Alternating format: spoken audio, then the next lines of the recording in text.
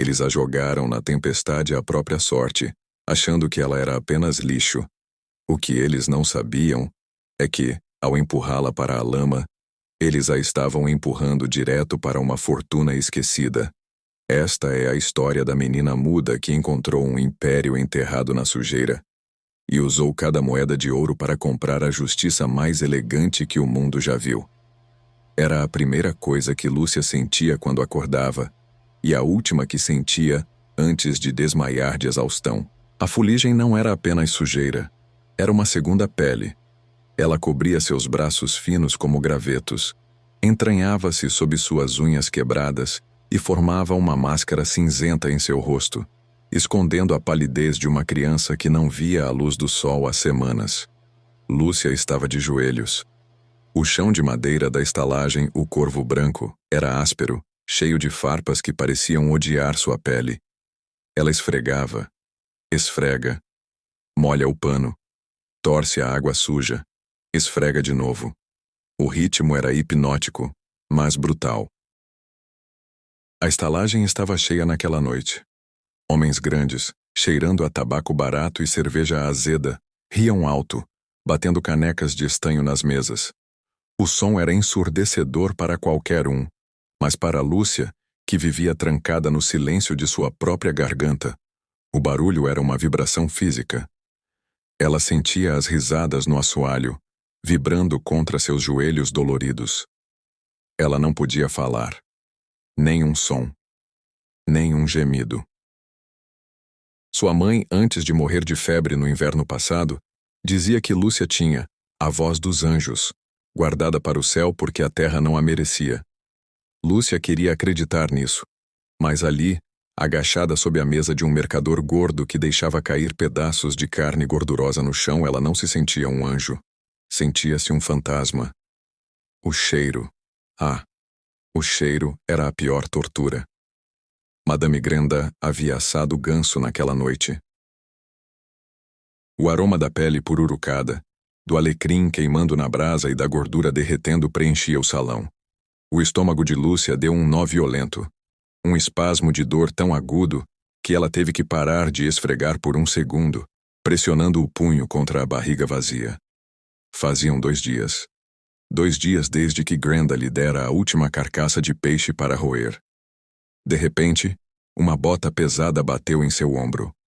Lúcia caiu para o lado, batendo o cotovelo na madeira. O mercador gordo olhou para baixo, o rosto vermelho de vinho. "Sai debaixo dos meus pés, ratazana!" Ele berrou, jogando um resto de cerveja na cabeça dela. A espuma quente e pegajosa escorreu pelo cabelo de Lúcia, entrando em seus olhos. Ardia. Ela não chorou. Lágrimas irritavam Grenda. E irritar Grenda significava dormir no chiqueiro com os porcos.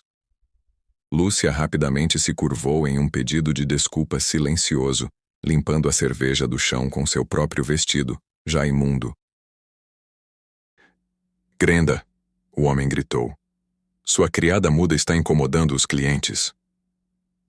Do outro lado do salão, atrás do balcão alto de carvalho, a figura imponente de Madame Grenda se ergueu. Ela era uma mulher grande, não de gordura, mas de ossos largos e músculos endurecidos pelo trabalho e pela maldade. Seus olhos eram pequenos, pretos como contas de vidro, sempre procurando um motivo para punir. Ela caminhou até a mesa. O barulho do salão diminuiu. Todos tinham medo de Grenda. Ela agarrou Lúcia pelo braço fino. Seus dedos eram como garras de ferro, apertando a carne até Lúcia sentir o osso estalar. Ela a arrastou. Não houve perguntas. Lúcia foi puxada pelo meio do salão, seus pés descalços tropeçando, tentando acompanhar os passos largos da mulher. Ela foi jogada para a cozinha. A cozinha era quente, abafada, um inferno de vapor e panelas batendo. "Você roubou? Não roubou?" Grenda sibilou, encostando Lúcia contra a parede de pedra fria, perto da porta dos fundos. Lúcia arregalou os olhos. Ela balançou a cabeça freneticamente. "Não. Não." Suas mãos subiram trêmulas, tentando fazer os sinais. "Eu estava limpando." O homem chutou. Não minta para mim com essas mãos abanando. Granda deu um tapa na mão da menina. Eu vi você olhando para o ganso. Eu vi a cobiça nos seus olhos de peixe morto. Falta um pedaço de pão na despensa. E eu sei que foi você. Não tinha sido. O filho de Grenda, um menino mimado e cruel chamado Jonas, havia roubado o pão horas antes e comido na frente de Lúcia rindo, sabendo que ela não poderia delatá-lo. Lúcia olhou para o canto da cozinha. Jonas estava lá, roendo uma coxa de frango. Ele sorriu e piscou para ela.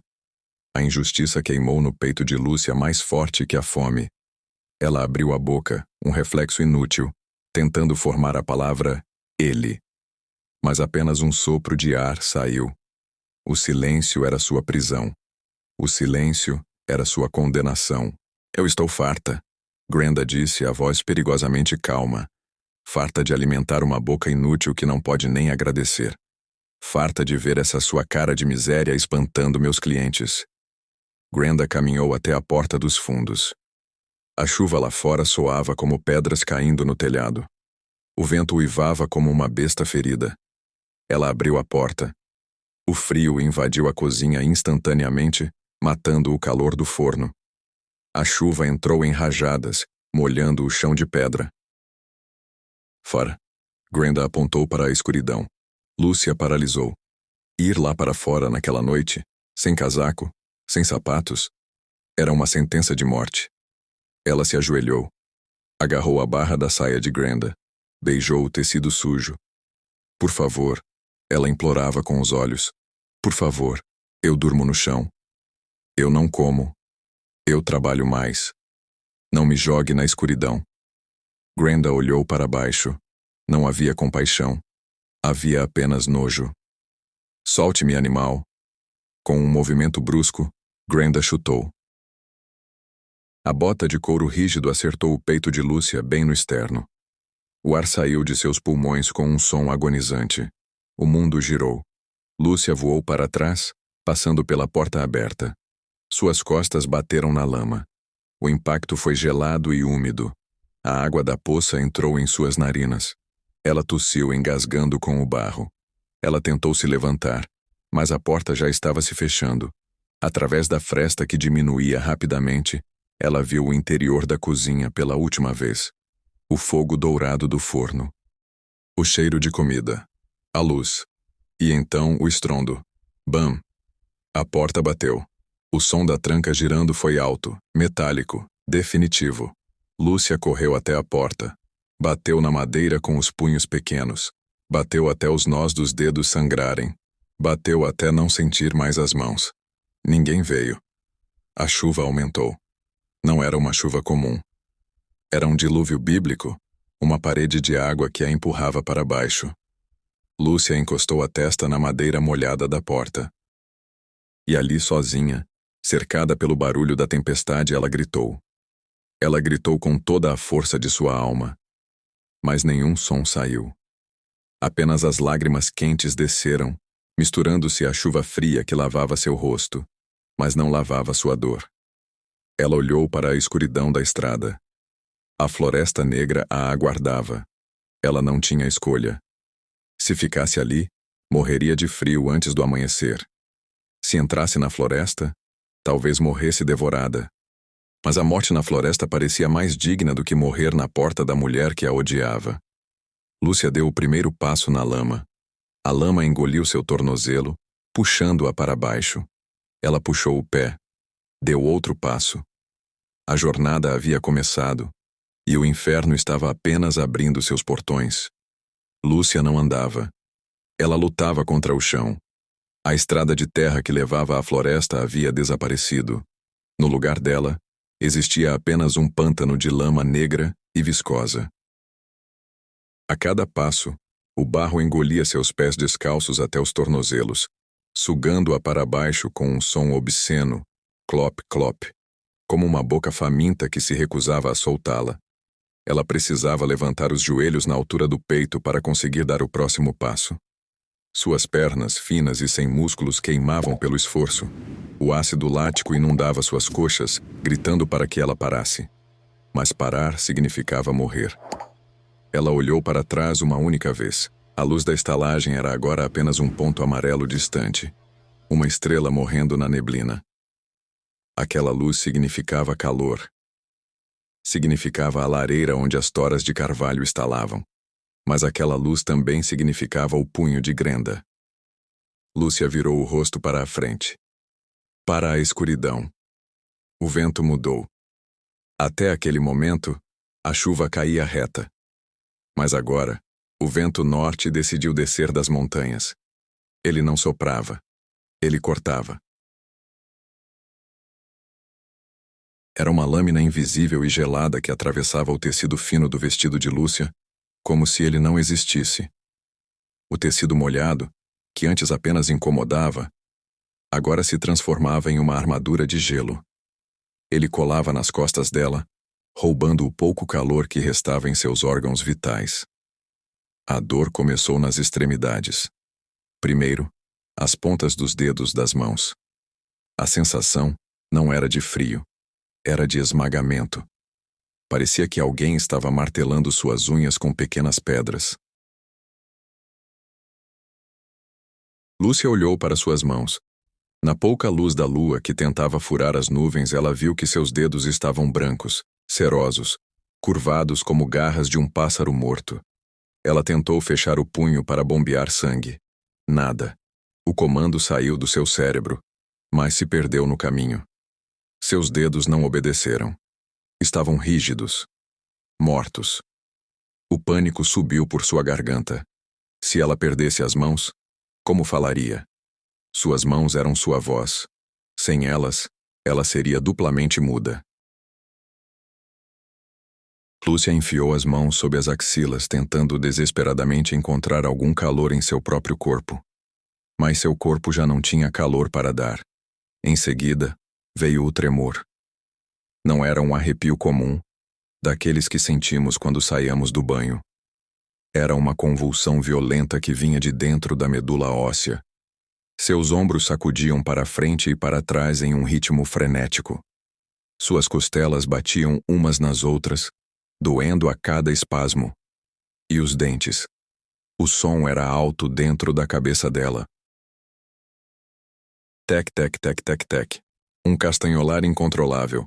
Sua mandíbula doía pela tensão, os músculos do rosto travados em uma careta de agonia. Ela tentou morder a língua para parar o barulho, mas não conseguiu controlar a própria boca. Ela estava perdendo o controle de sua própria biologia. Lúcia tropeçou em uma raiz exposta. O chão veio rápido. Seu rosto bateu na lama líquida. A água gelada entrou em seus ouvidos, abafando o som do vento, criando um silêncio subaquático aterrorizante. Ela ficou ali, deitada. A lama, estranhamente, parecia menos fria que o ar. O desejo de fechar os olhos foi avassalador. Só um pouquinho. Sua mente sussurrou. Uma voz doce, sedutora. Durma um pouco, Lúcia. Quando acordar, a mamãe estará aqui. Uma memória invadiu sua consciência congelada. Era uma tarde dourada. O cheiro de lavanda e pão assado. As mãos de sua mãe eram grandes e quentes. Elas escovavam o cabelo de Lúcia com uma escova de cerdas macias. Lúcia estava sentada no colo dela, sentindo a vibração do peito da mãe enquanto ela cantarolava uma canção antiga. Não havia frio. Havia uma manta de lã grossa, vermelha, pinicando suavemente sua pele, mas aquecendo-a como um abraço. Sua mãe parou de cantar, virou Lúcia de frente e sinalizou com as mãos. Você é meu tesouro. O mundo é barulhento, minha filha, mas o seu silêncio é onde Deus descansa. A mãe beijou sua testa. O beijo era quente. Tão quente. Lúcia abriu os olhos. A realidade voltou com um soco. Não havia manta vermelha. Havia barro preto. Não havia cheiro de pão. Havia cheiro de folhas podres em decomposição. Mas a memória daquele calor acendeu uma faísca de raiva em seu peito. Não. Ela não morreria ali. Não na lama. Grenda ficaria feliz se a encontrassem morta na manhã seguinte, rígida como uma tábua. Grenda diria, eu avisei que ela não duraria. Lúcia cravou os cotovelos no chão. O movimento doeu, enviando choques elétricos pelos seus braços dormentes. Ela rosnou. Um som gutural, rouco, sem palavras, mas cheio de vida. Ela se arrastou. Não conseguia mais ficar de pé. Suas pernas não respondiam. Então ela usou os braços. Puxa. Arrasta o corpo. Puxa. Arrasta. Ela parecia um animal ferido, deixando um rastro fundo na terra molhada. Ela precisava de abrigo. Qualquer coisa. Um buraco. Uma caverna. Uma árvore oca. À sua frente, a silhueta da floresta densa se erguia como uma muralha negra. As árvores eram gigantescas. Carvalhos e pinheiros antigos que bloqueavam o céu. Lúcia entrou na linha das árvores. Imediatamente, a chuva diminuiu. A copa espessa das árvores funcionava como um telhado natural. Mas a escuridão ali era absoluta. Era como entrar na barriga de um monstro. Lúcia tateou o chão à sua frente. Suas mãos dormentes tocaram algo rugoso. Casca de árvore. Ela seguiu o tronco com as mãos, contornando-o, até encontrar uma fenda. As raízes daquele carvalho gigante formavam uma pequena cavidade, um oco na base do tronco, protegido do vento. Era pequeno, apertado. Cheirava a fungos e terra velha, mas era seco. Lúcia se espremeu para dentro do buraco. Seus joelhos bateram no queixo. Ela abraçou as pernas, tentando fazer de si mesma a menor bola possível. Ela tremia tanto que seus dentes morderam o lábio, e ela sentiu o gosto metálico e salgado de sangue quente na boca. O único calor que ela tinha era o do próprio sangue. Ela encostou a cabeça na madeira úmida da árvore. O frio agora mudava de tática. A dor aguda estava passando. Em seu lugar, vinha uma dormência pesada, agradável. Suas mãos não doíam mais. Seus pés pareciam distantes, como se pertencessem a outra pessoa. Sua respiração começou a ficar lenta, superficial. O vapor branco que saía de sua boca ficava cada vez mais fraco. Ela estava entrando no estágio final. O sono da morte branca. Seus olhos pesaram. As pálpebras pareciam feitas de chumbo. Vou dormir, ela pensou. Só um pouquinho. E então, o silêncio da floresta foi quebrado. Crack! Um galho partiu. Perto. Muito perto. Não foi o vento. O som foi pesado. O som de algo pisando com força. Lúcia abriu os olhos imediatamente. A adrenalina, a droga mais poderosa da natureza, foi injetada diretamente em seu coração, expulsando o sono da morte por um segundo. Ela prendeu a respiração. Sniff. Sniff. O som de ar sendo puxado com força. Focinhos úmidos farejando o ar. Lúcia conhecia aquele som. Ela o ouvira nas histórias de terror que os viajantes contavam na estalagem. Lobos. Eles não estavam caçando pelo cheiro de comida. Eles estavam caçando pelo cheiro do medo. E Lúcia, tremendo em seu buraco de árvore, exalava medo por todos os poros. O inferno do frio havia acabado. O inferno dos dentes afiados estava prestes a começar. Lúcia prendeu a respiração. Não foi uma escolha consciente. Seu corpo simplesmente parou de funcionar. O diafragma travou, petrificado, recusando-se a bombear ar para dentro ou para fora. Na escuridão absoluta do oco da árvore, o único som que existia no universo era o tum-tum, tum-tum, ensurdecedor do seu próprio coração. Parecia tão alto, tão violento, que ela teve a certeza absoluta de que a fera lá fora conseguia ouvi-lo. O som das patas na lama se aproximou. Splote. Splote. Era um som pesado.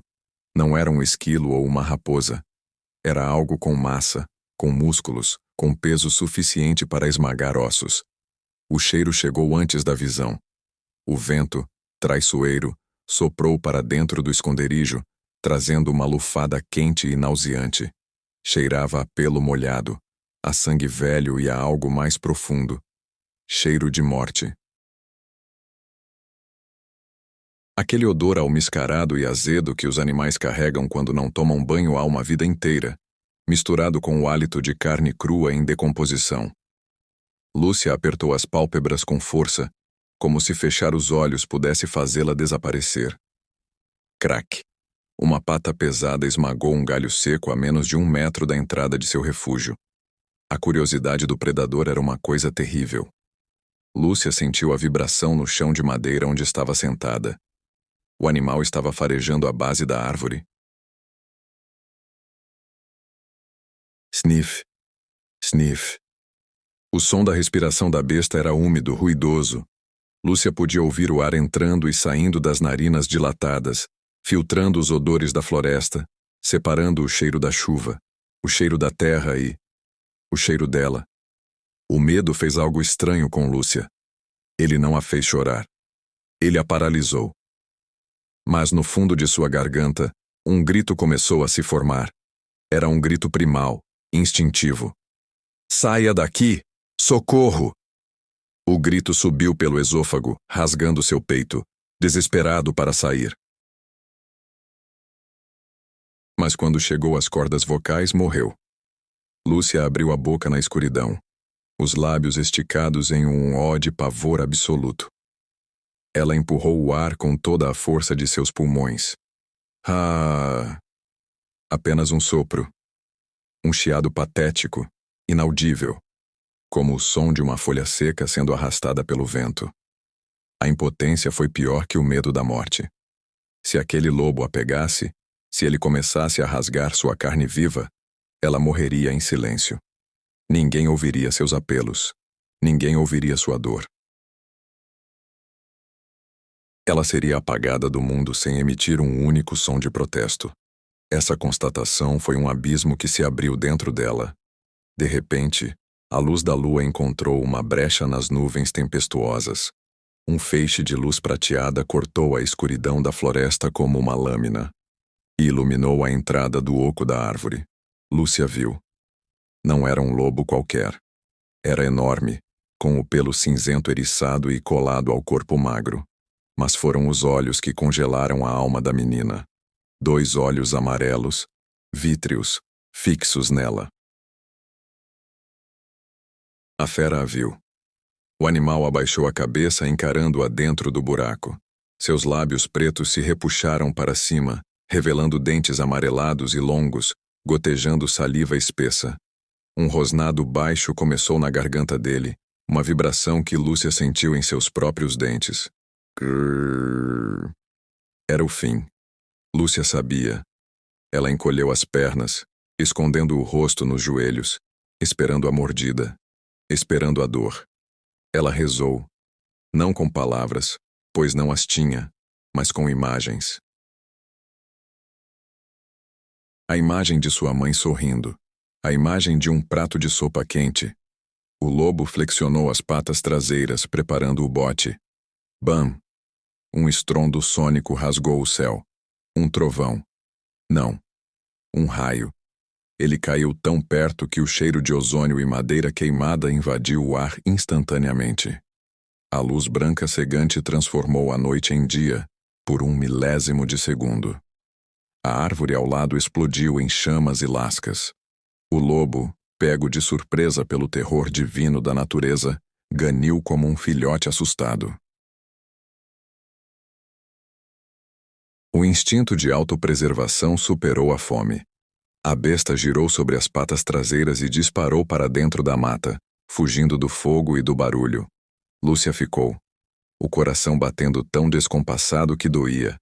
Ela estava viva, por um milagre, por sorte ou por destino.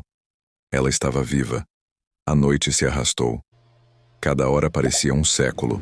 A adrenalina, que a manteve acordada durante o encontro com o lobo, drenou de seu corpo, deixando para trás um vácuo de exaustão profunda. Lúcia adormeceu e acordou dezenas de vezes. Acordava tremendo de frio, cochilava de cansaço, acordava com cãibras nas pernas dobradas. Então, A luz cinzenta do amanhecer começou a se infiltrar na floresta. A chuva parou. O mundo estava quieto, gotejante e miserável. Lúcia tentou se mover. Seu corpo era um bloco de madeira rígida. Suas articulações estalaram audivelmente quando ela esticou a perna. A dor era aguda, mas suportável.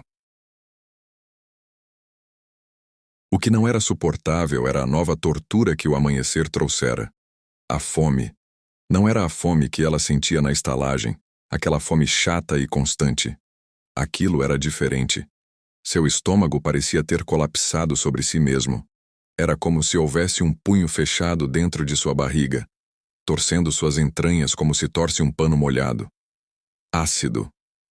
Sua boca foi inundada por uma saliva grossa e ácida. A bile subiu por sua garganta queimando como fogo líquido. Ela engoliu em seco, mas não havia nada para descer. Lúcia saiu do tronco engatinhando. Suas mãos afundaram na terra fofa. Ela olhou para o chão da floresta. E então, ela viu. Ali, a poucos metros, encostado na raiz de um pinheiro, estava um pão. Não, não apenas um pão. Um banquete. Era um pão redondo, dourado, polvilhado com farinha branca. Ela podia ver o vapor subindo dele, desenhando espirais no ar frio da manhã. Ao lado do pão havia um pedaço de queijo amarelo, suculento, e um cacho de uvas roxas brilhantes. Os olhos de Lúcia se encheram de lágrimas de gratidão. Alguém havia deixado aquilo ali. Talvez um anjo. Talvez um viajante descuidado. O cheiro atingiu seu nariz. Cheiro de fermento. Cheiro de manteiga derretida. Cheiro de sal. Era tão real que ela sentiu sua mandíbula doer de desejo. Lúcia não pensou. O instinto animal tomou conta. Ela se lançou para a frente, ignorando a dor nos joelhos, ignorando a sujeira. Ela rastejou freneticamente até a raiz do pinheiro. Suas mãos trêmulas agarraram o pão. Ah!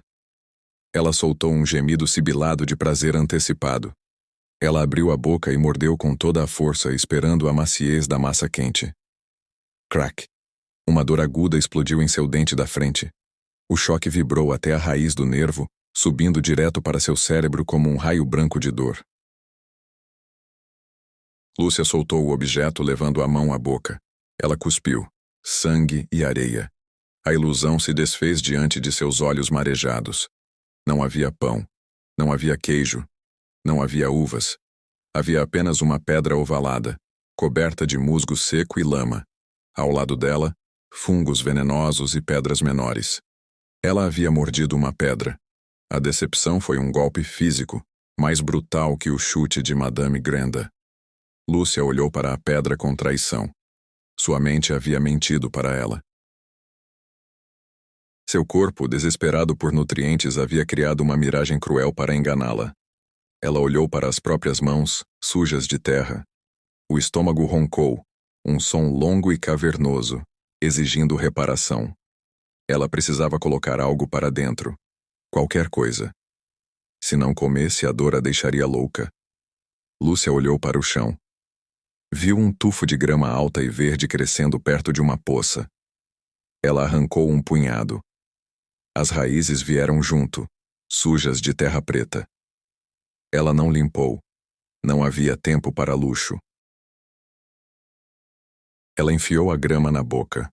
O gosto era horrível. Amargo. Fibroso. A terra rangeu entre seus dentes como vidro moído. Ela mastigou, tentando triturar as fibras duras. O gosto de clorofila e barro inundou sua língua. Ela teve ânsia de vômito. Seu corpo rejeitava aquilo, gritando que não era comida. Mas Lúcia forçou. Ela engoliu. A bola de grama e terra desceu arranhando seu esôfago, áspera e seca. Caiu no estômago como uma pedra. Lúcia caiu de lado, abraçando a barriga, tossindo. Lágrimas de humilhação escorreram pelo seu rosto, abrindo caminhos claros na sujeira de suas bochechas. Ela era humana? Ainda era uma menina? Ou tinha se tornado apenas mais um bicho da floresta, pastando na lama para sobreviver mais um dia? Ela olhou para o céu cinzento entre as copas das árvores. Onde está você? Ela perguntou em pensamento para o Deus de sua mãe.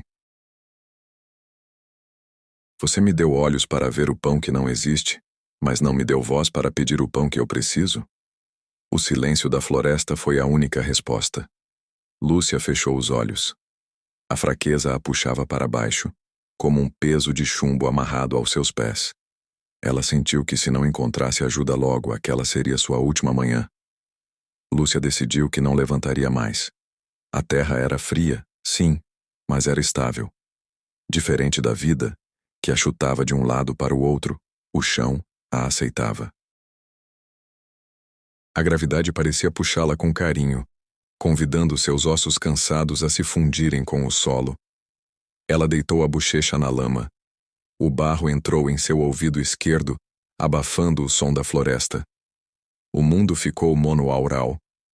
Ela fixou o olhar em uma pequena flor branca esmagada e suja, a poucos centímetros de seu nariz. Aquela flor era ela, frágil, quebrada, manchada. Sua mão direita, num espasmo involuntário de frustração ou agonia final, fechou-se em punho e golpeou o chão. Plap! A mão afundou na lama mole. Mas então, ela sentiu. Não nas pontas dos dedos, mas nos nós da mão. Abaixo da camada de lodo e folhas podres havia algo duro. Não era a dureza irregular de uma pedra. Pedras têm texturas, fissuras, imperfeições. Aquilo era liso, plano, artificialmente reto. Lúcia parou de chorar. A curiosidade, aquele instinto antigo que manteve a humanidade viva nas cavernas, acendeu uma faísca fraca em seu cérebro. Ela moveu a mão novamente. Raspou os dedos. Screech. O som foi abafado, mas inconfundível. Unha contra metal. Metal velho, corroído, mas metal. Lúcia ergueu a cabeça. O pescoço estalou, dolorido. Ela usou as duas mãos agora. As unhas quebradas tornaram-se pás. Ela cavou. A lama resistia. Era pesada, pegajosa, grudando em sua pele como piche. Ela puxava punhados de terra preta e os jogava para o lado. Mais fundo. Um canto apareceu. Um ângulo de 90 graus, enferrujado, descascando em tons de laranja e marrom. O coração de Lúcia, que minutos antes batia o ritmo lento da desistência, acelerou. Tum, tum, tum. Ela cavou ao redor do objeto. As raízes finas de uma planta vizinha haviam crescido por cima dele, como se a floresta tentasse esconder aquele segredo. Lúcia arrancou as raízes com os dentes, cuspindo a fibra amarga. Ela puxou. O objeto estava preso pelo vácuo da lama. Ela firmou os joelhos no chão escorregadio, agarrou as bordas enferrujadas e puxou com um grunhido mudo. Shluki. Com um som de sucção nojento, a terra soltou sua presa. Lúcia caiu sentada para trás, segurando o objeto contra o peito sujo. Era uma caixa, pesada, densamente pesada, feita de ferro fundido, reforçada com tiras de aço que agora estavam comidas pela ferrugem. Tinha o tamanho de uma pequena caixa de sapatos, mas parecia pesar tanto quanto uma bigorna. Não havia joias incrustadas. Não havia adornos bonitos. Parecia um caixão de ferro para um animal pequeno. Na frente, um cadeado. Era um cadeado robusto, mas o tempo não perdoa ninguém, nem mesmo o aço. A ferrugem havia soldado o arco do cadeado ao corpo da caixa, transformando tudo em uma peça única de metal marrom e descascado. Lúcia sacudiu a caixa. Nada chacoalhou. O que quer que estivesse lá dentro estava bem preso, ou a caixa estava cheia de terra compactada. Será que era apenas lixo? Ferramentas velhas de algum lenhador morto? A dúvida tentou fazê-la largar aquilo. É só ferro velho, Lúcia, como a sua vida. Pare por um segundo. Olhe para as mãos dessa menina. Ela está segurando o destino dela, mas ainda não sabe. Nesse momento, ela tem duas escolhas.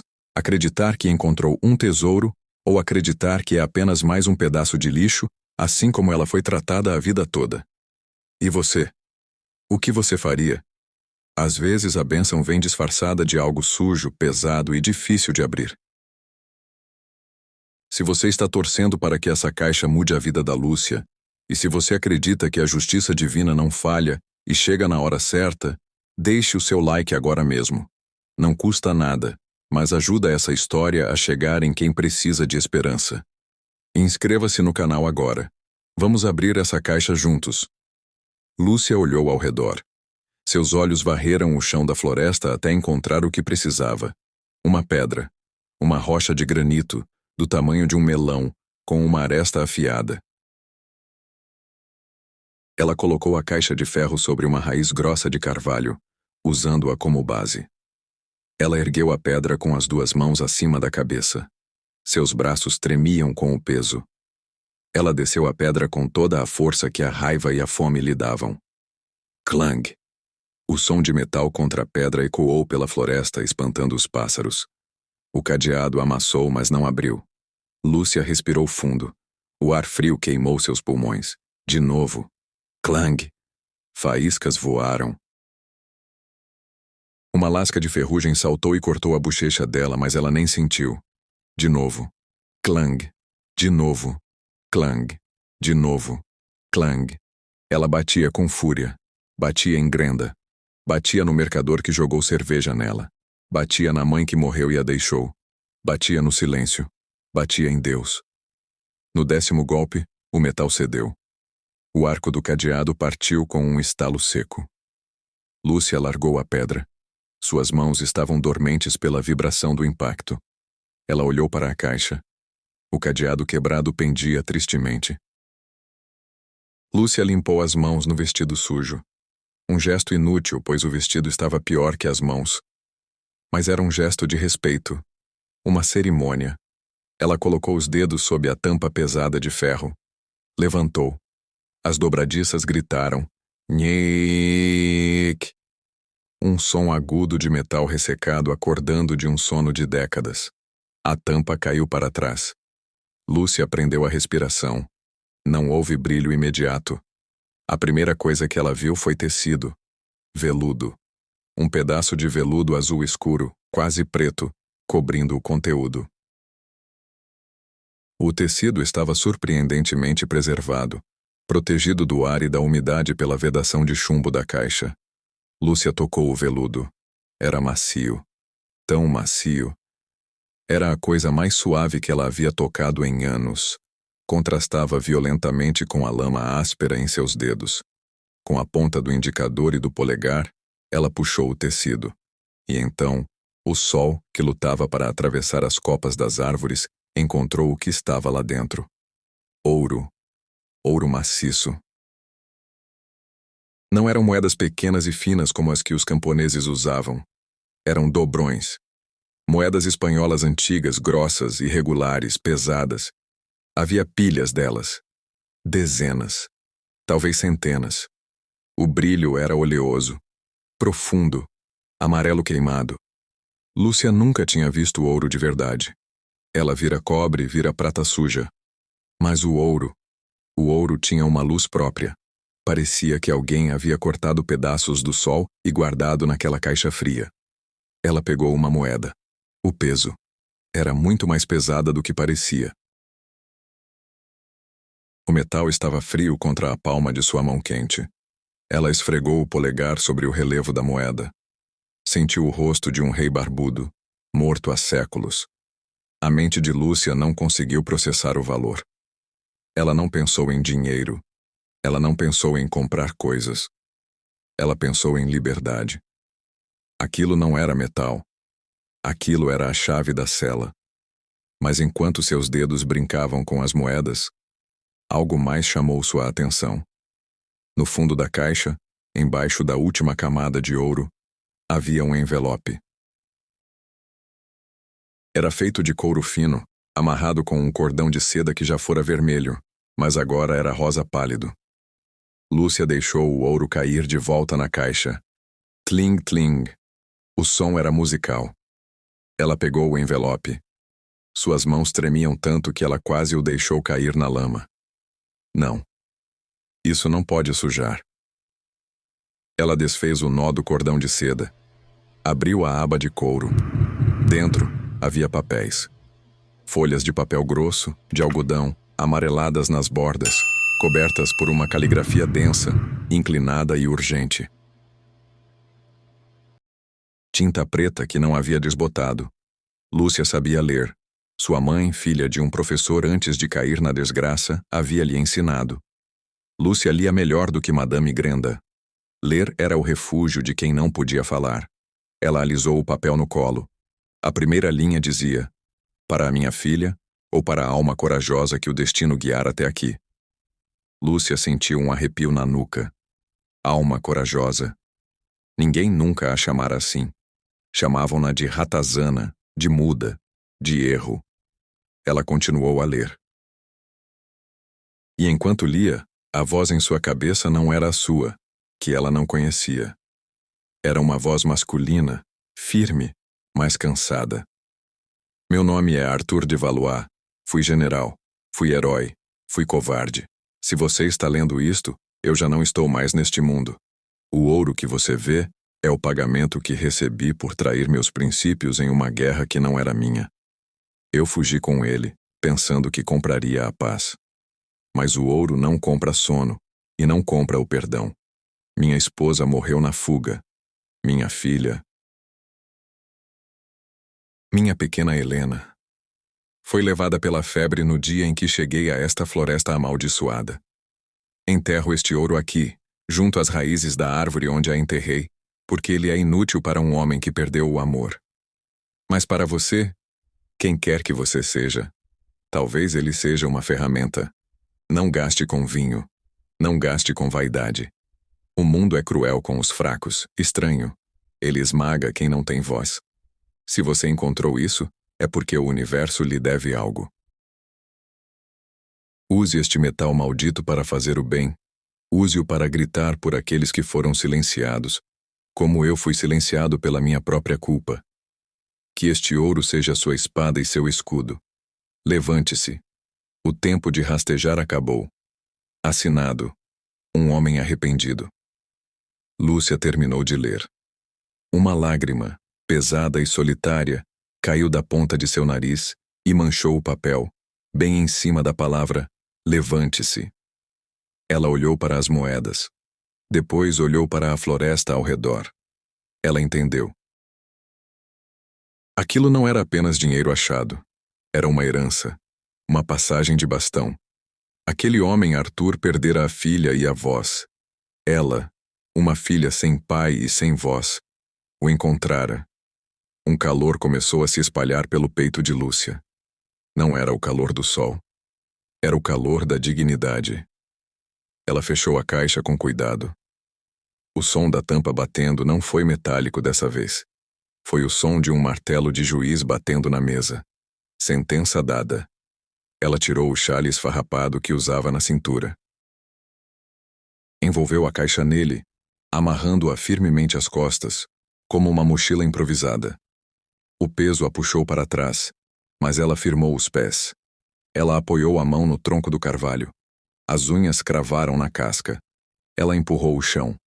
Suas pernas, antes fracas e trêmulas, encontraram uma força oculta. O músculo da alma sustentou o músculo da carne. Lúcia ficou de pé. Ela estava suja de lama da cabeça aos pés. O cabelo estava emaranhado com folhas. O lábio estava cortado. Mas seus olhos...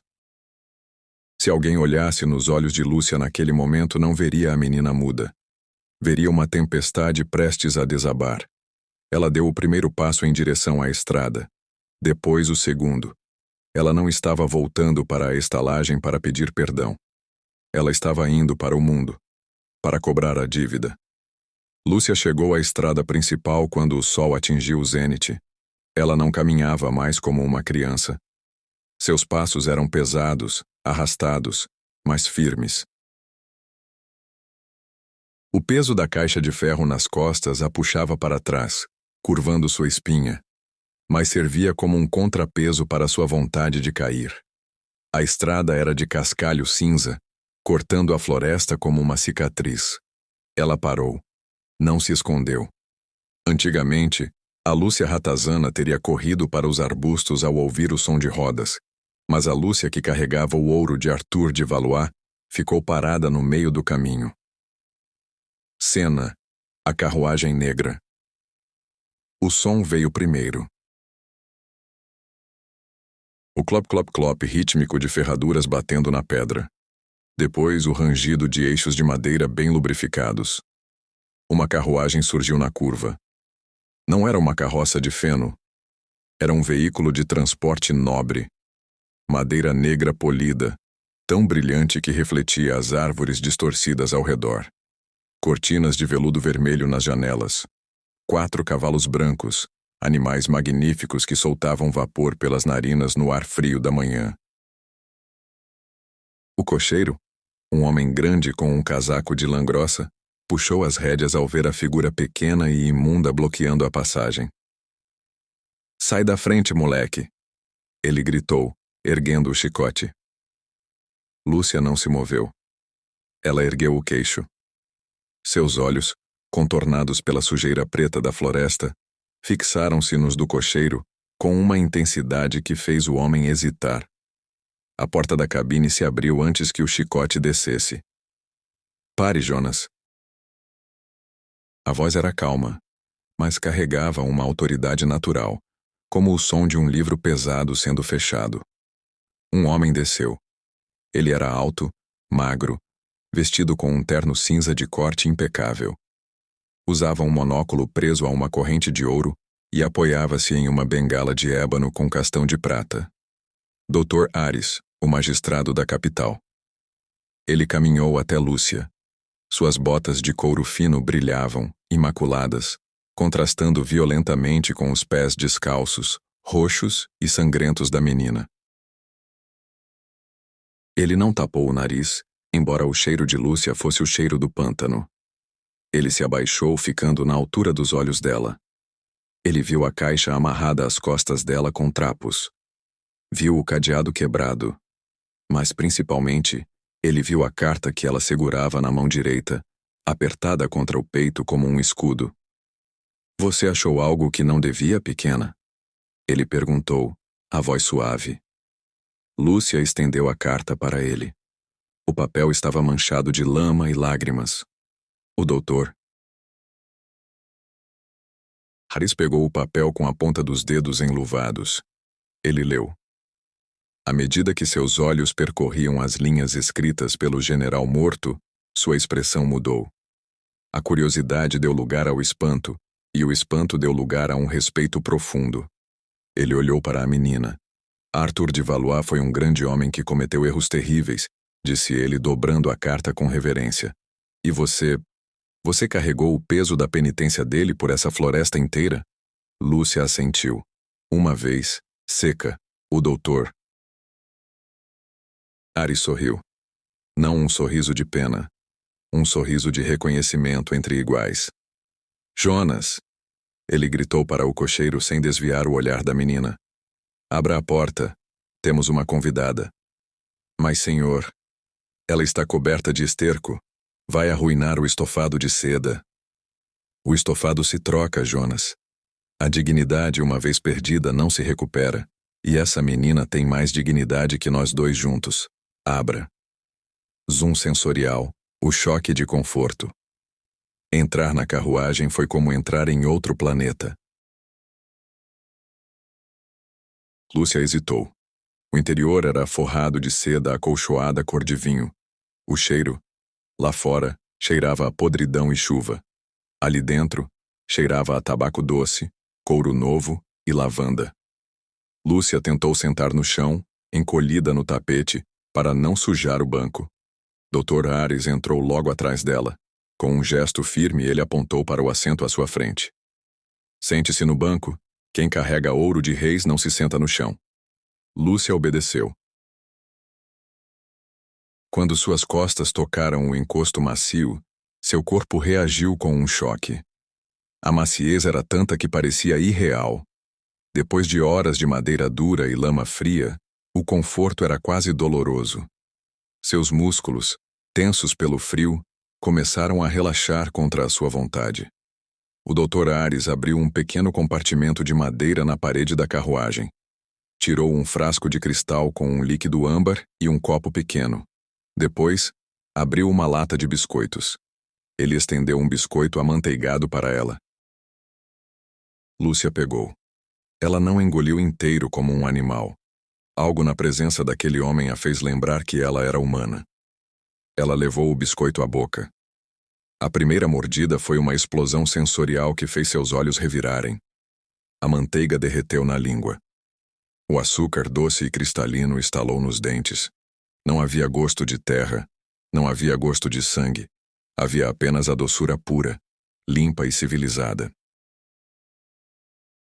Ela mastigou devagar, sentindo as migalhas descerem pela garganta dolorida, não como lixa, mas como bálsamo. Uma lágrima quente escorreu, limpando um caminho em sua bochecha suja. Dr. Ares fingiu não ver a lágrima. Ele olhava pela janela, dando-lhe privacidade para sentir. O mundo foi cruel com você, minha cara, disse ele, observando a paisagem passar. Mas a crueldade é uma forja. O fogo que não nos queima, nos tempera. O aço daquela caixa nas suas costas não é tão forte quanto a sua espinha. Ele se virou para ela. Meu nome é Ares.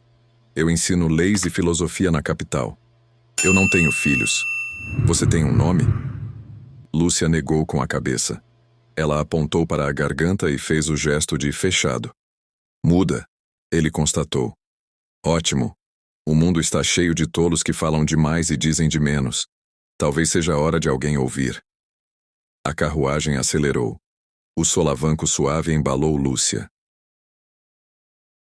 O calor, o açúcar e a segurança foram uma poção mágica. Seus olhos se fecharam. Antes de apagar, ela teve um último pensamento. Eu venci. Granda, eu venci. Os anos não passaram. Eles voaram. O dia estava cinza em águas turvas, exatamente como no dia em que ela partiu. O vilarejo parecia menor, mais sujo. A pobreza havia comido as bordas das casas, mas a comitiva que entrava na cidade principal não tinha nada de pobre. 3 carruagens. A do meio, com o brasão da família Arrivalois, ela unira os nomes. Os camponeses pararam de trabalhar nas roças para olhar. Quem seria? Algum duque? O próprio rei? A carruagem parou em frente ao único estabelecimento comercial grande da cidade, o Banco Mercantil. O gerente do banco, um homem suado e nervoso chamado Sr. Pórcio, correu para a calçada, limpando as mãos no colete. A porta da carruagem se abriu. Primeiro desceu uma bengala de ébano com castão de prata, a mesma que fora de Aris.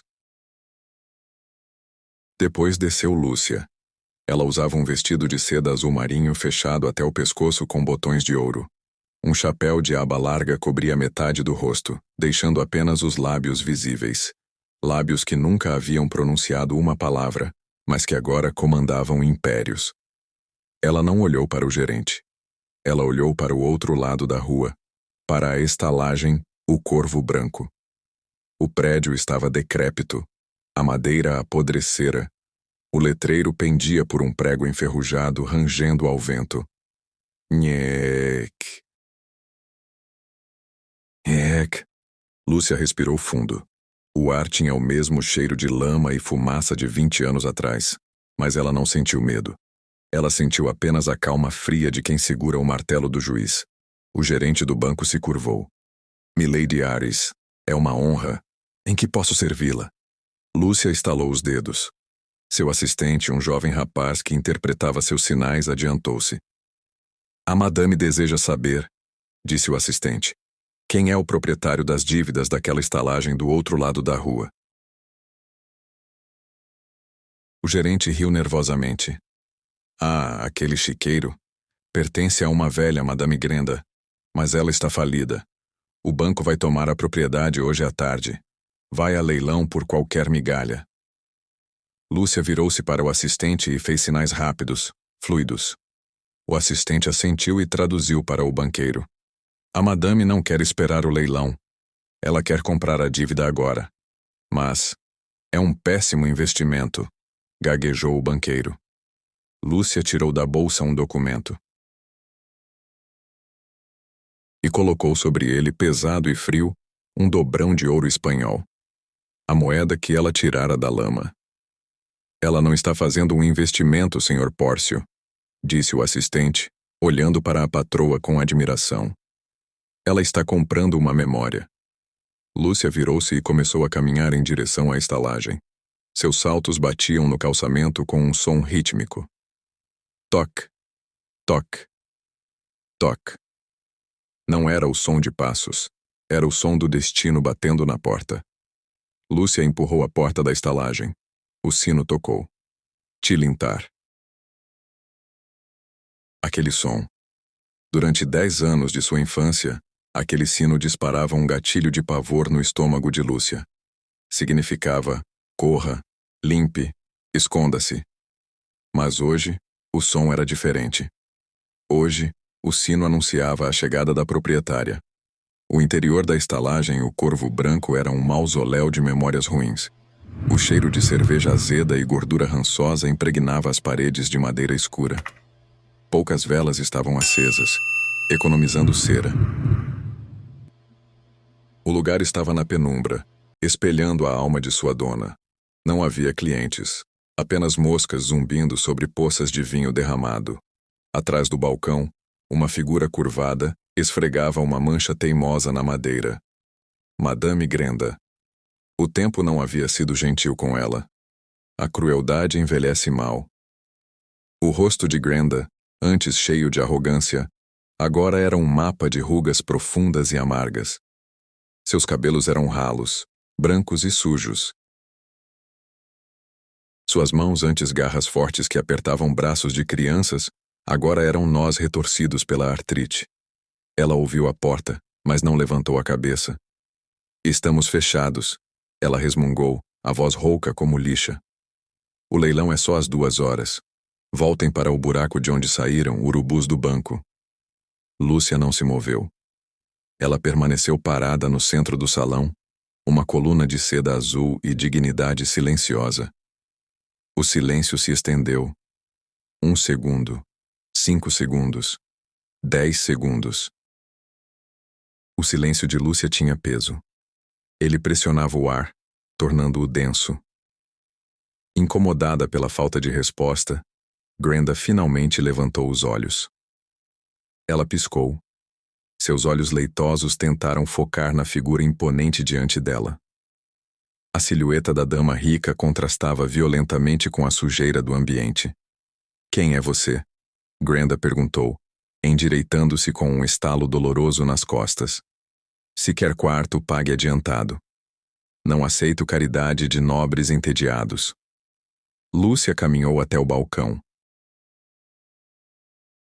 O som de seus saltos no assoalho podre era rítmico, hipnótico. Toque, toque, toque. Ela parou a 1 metro de Grenda.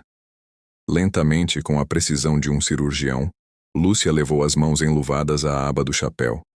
Ela o levantou, revelando o rosto. A luz fraca da janela banhou suas feições. Ela não era mais a menina esquelética. Era uma mulher bela, mas havia algo em seus olhos que permaneceu imutável. Aquele olhar, escuro, profundo, um abismo que guardava segredos. Grenda recuou um passo, esbarrando nas prateleiras de garrafas. Clink. Eu conheço você. Grenda sussurrou. A memória lutava contra a incredulidade. Não. Não pode ser. Você morreu. Eu disse que você morreria na floresta. Lúcia sorriu. Um sorriso mínimo, apenas o canto do lábio subindo. Ela abriu sua bolsa de veludo. Tirou a lousa de prata e o giz. O som do giz arranhando a lousa foi o único som no mundo naquele momento. Screech, scratch, screech. Ela virou a lousa para Grenda. A caligrafia era perfeita. O que a floresta não mata, ela fortalece, Grenda. Grenda empalideceu. O sangue drenou de seu rosto, deixando-a com a cor de cera velha. A muda. Ela engasgou. A ratazana muda. A velha tentou recuperar sua antiga postura de dominância. O hábito de abusar daquela menina era forte demais. Veio rastejar de volta? Granda cuspiu, embora sua voz tremesse. Veio pedir comida? Saia da minha estalagem. Agora. Ou vou chamar os guardas e... Lúcia ergueu uma mão, interrompendo-a. O gesto foi tão autoritário que Grenda calou a boca instantaneamente. Lúcia fez um sinal para seu assistente, que aguardava na porta. Ele trouxe uma caixa de madeira polida e a colocou sobre o balcão sujo. Lúcia abriu a caixa. Dentro não havia ouro. Havia papéis, escrituras, documentos com selos de cera vermelha do Banco Real. Ela deslizou o papel principal em direção a Grenda. Grenda pegou o papel com as mãos trêmulas. Ela sabia ler apenas números. E ela viu os números. O valor total de suas dívidas carimbado com a palavra quitado. O que é isso? Grenda perguntou, o suor frio brotando em sua testa. Lúcia escreveu novamente na lousa. Eu comprei suas dívidas, Grenda, e comprei este prédio, há 10 minutos. Grenda soltou o papel. Ele flutuou até o chão como uma pena morta. Você é a dona? A voz da velha quebrou. Lúcia assentiu. Grenda olhou ao redor, como se as paredes da estalagem pudessem salvá-la. Mas as paredes agora pertenciam à menina que ela expulsara na chuva. O terror real tomou conta de Grenda. Ela sabia o que faria se estivesse no lugar de Lúcia. Ela se jogaria na rua. Ela cuspiria. Ela chutaria. Grenda caiu de joelhos. O impacto foi duro, sem graça. Ela juntou as mãos artríticas. Piedade. Ela choramingou. Eu sou uma velha doente. Não tenho para onde ir. Não faça comigo o que eu fiz com você. Por favor. Eu estava com raiva naquele dia. Eu não sabia. Ver a tirana de sua infância rastejando no chão, implorando como um cão, deveria ser doce. Deveria ser o sabor da vitória. Mas Lúcia não sentiu prazer. Sentiu apenas uma tristeza profunda pela pequenez daquela mulher. Lúcia deu a volta no balcão. Ela parou diante de Grenda. A velha encolheu-se esperando o chute, esperando a bota na costela, a mesma bota que ela usara 20 anos atrás. Lúcia levantou o pé e deu um passo para o lado. Ela se abaixou. Ficou na altura dos olhos de Grenda. O cheiro de medo da velha era azedo. Lúcia escreveu na lousa devagar, para que Grenda lesse cada palavra enquanto nascia. A lama é para os porcos, Grenda, não para as pessoas. Eu não sou você. Ela apagou com a luva e escreveu de novo. Você não vai para a rua. Você fica. Grenda arregalou os olhos confusa. Eu fico? Como dona? Lúcia negou com a cabeça severamente. Não. A estalagem acabou. A partir de hoje, isso aqui será um orfanato. O Instituto Lúcia de Silêncio e Artes. Lúcia levantou-se e escreveu a sentença final, o veredito que doía mais que qualquer agressão física. Você terá um quarto, terá comida, e terá um trabalho. Você vai lavar as roupas, cozinhar a sopa e limpar o chão para as crianças que o mundo rejeitou. Você vai passar o resto dos seus dias servindo aqueles que você desprezava. E cada sorriso de uma criança aqui será o seu castigo, lembrando do que você tentou destruir. Grenda leu. As lágrimas escorreram pelo rosto enrugado. Não eram lágrimas de arrependimento, talvez fossem de alívio ou de vergonha. Você vai me deixar viver aqui? Depois de tudo? Lúcia não respondeu. Ela guardou o giz. Ela virou as costas para Grenda e caminhou até a janela. Abriu as cortinas pesadas e sujas. A luz do sol da tarde invadiu o salão, revelando a poeira flutuando no ar. Lá fora, a carruagem trazia os primeiros hóspedes. Não eram viajantes ricos. Eram crianças. Crianças de rua. Sujas, tímidas. Lúcia olhou para elas e sorriu.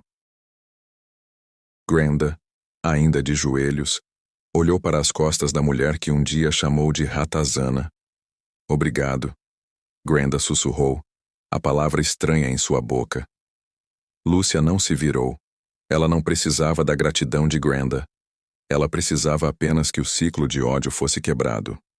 Lúcia nunca falou uma palavra em sua vida, mas sua história gritou mais alto que qualquer discurso.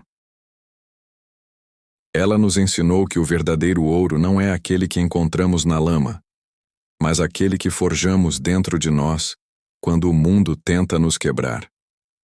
A vingança é um prato que se come frio, mas a justiça é um pão que se reparte quente na mesa com seus inimigos. Muitos de nós fomos jogados na chuva. Muitos de nós fomos silenciados. Talvez você, que está me ouvindo agora, sinta que está no meio da sua floresta escura, com frio e medo. Mas lembre-se da menina muda. O fundo do poço não é o seu túmulo. É apenas a base onde você vai construir o seu castelo. Se essa história tocou sua alma, se você sentiu o frio da chuva e o calor da vitória, não saia daqui sem deixar sua marca. Inscreva-se no canal agora. Torne-se parte da nossa família. Deixe seu like se você acredita que a humilhação de hoje é o degrau para a honra de amanhã. Comente abaixo. Minha voz será ouvida. Eu quero ler cada comentário e saber a sua história. Aqui nós não contamos apenas contos de fadas. Nós contamos a verdade sobre a força humana. Espero você no próximo vídeo. Fiquem com Deus.